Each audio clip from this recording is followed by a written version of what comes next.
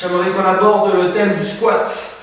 Parce que le squat c'est bien, mais c'est quand même un exercice complètement efficace pour le bas du corps. Mais par contre, il faut que ce soit bien exécuté en termes de sécurité, mais aussi pour de l'efficacité. Je vois beaucoup de personnes qui squattent, qui ne sont pas bien placées, qui ont les genoux qui rentrent à l'intérieur, qui n'ont pas le bon écart au niveau des jambes, qui ont trop d'amplitude. Ça c'est relativement rare par contre. Par contre, qui ne descendent pas assez, ça c'est vrai aussi. Ou quand ils descendent, ils ont les talons qui décollent. Pourquoi j'ai les talons qui décollent? Pourquoi j'ai les genoux qui dépassent l'axe de ma pointe de pied? Qu'est-ce que je travaille? Est-ce que je suis efficace si je descends qu'un peu? Est-ce que je suis efficace? Est-ce que je suis en nager lorsque je descends trop? Voilà, tout ça on l'aborde, le squat. Je ne parle pas du squat avec les charges sur les épaules, le front squat, le goblet squat, etc. Là, on n'en est pas là, on est sur la posture du squat, tout simplement. Ok, c'est bon? Allez, on est parti. Donc, le squat, ma position de squat, déjà, quand je vais commencer, je dois avoir mes pieds qui sont écartement du bassin ou légèrement plus écartés. En aucun cas, je suis sur du squat écarté où je vais descendre. Ça, c'est du squat sumo. Et ce n'est pas ce que je recherche maintenant. Là, ce que je recherche, c'est à travailler les quadriceps, ok, les ischio-jambiers, les fessiers. Ils ont tous un rôle. Parfait. Donc maintenant, agoniste-antagoniste, ischio, quadriceps. Donc maintenant, on y va. On regarde ça. On est en position.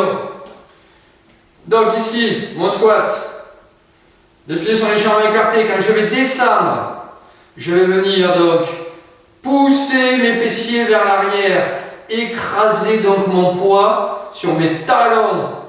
Ici, je vous montre dans l'autre sens après, le fessier par derrière, je essaie de rester droit, je descends et je remonte en contractant le fessier dès le bas. Je montre de l'autre côté. Les pointes de pied peuvent être légèrement vers l'extérieur, c'est même mieux, mes genoux allant un peu vers l'extérieur. Je me tiens droit, je mets la pression sur les talons, mes fessiers partent derrière, ici. Maintenant, chose importante, mon squat est bon quand je vais avoir la pointe de hanche sous ma pointe de genou. Je ne suis pas sur le rebond articulaire, ça ce n'est pas bon. Au niveau des genoux, je ne suis pas en place, je vais fonctionner sur le rebond et ça c'est mauvais. Si je suis ici, que je fais du squat ici, je ne bosse pas l'amplitude nécessaire et efficace. C'est-à-dire que si je fais ça, je vais travailler un peu mes quadriceps, mes ischio-jambiers n'interviennent pas, on le sent. À aucun moment, mes fessiers ne sont pas engagés. Donc, mon squat c'est ici, fessier derrière, mes genoux ne dépassent pas ma pointe de pied, mes talons ne décollent pas. Ici, squat, quand je suis ici, je contracte mes fessiers et je remonte. Mon regard est toujours devant. Je descends, contracte fessier, remonte. Et ici, je termine en contractant mes fessiers, très important. C'est pas ici, je remonte et il ne se passe rien du tout. Ok, j'engage jusqu'au bout. Descends, remonte. Descends, remonte. Vous avez vu? Je n'ai pas le ventre sorti. Je suis engagé toujours au niveau du transverse. J'écrase mes talons fessiers derrière, je descends. Ma pointe de hanche sous ma pointe de genou, je contracte mes fessiers, je remonte. Ici. Squat. Et je contrôle ma descente. Ici. Si jamais tu sens que quand tu arrives là, c'est ce qui arrive, souvent, il va y avoir deux cas.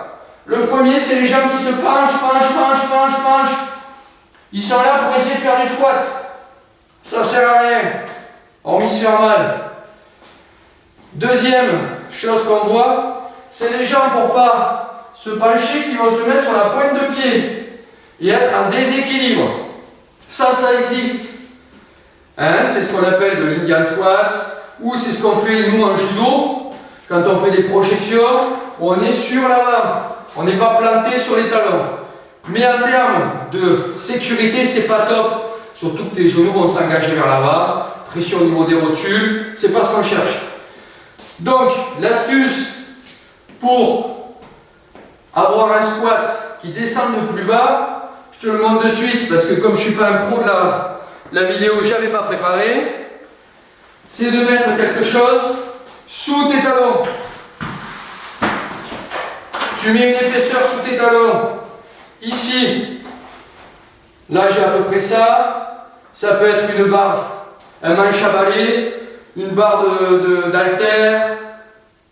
Quelque chose qui va surélever, qui va te donner de l'amplitude en fonction de ta souplesse de la cheville. Parce que c'est ça qui fait aussi que tu ne descends pas, c'est un manque de souplesse de la cheville souvent. Donc, ici, les talons sont posés sur ma partie surélevée. Et maintenant, je vais pouvoir descendre. Et je suis plus à l'aise. Parce que le tapis est fait pour basculer mon angle de cheville. Et maintenant, je n'ai plus qu'à remonter. Ok? Voilà, c'était ce qu'on appelle une brève sur le squat. Allez, si ça t'a plu, 1. Tu fais le squat correctement maintenant. 2. Tu lâches un pouce. Et en plus, tu partages, tu en parles autour de toi. Et puis, n'hésite pas à t'abonner. Et en commentaire, n'hésite pas. Si tu as envie que je t'explique quelque chose, si tu veux que j'aborde un thème bien spécifique, ou si tu veux des informations générales, allez, en commentaire. Et puis, bon job. Ciao, ciao, bye bye.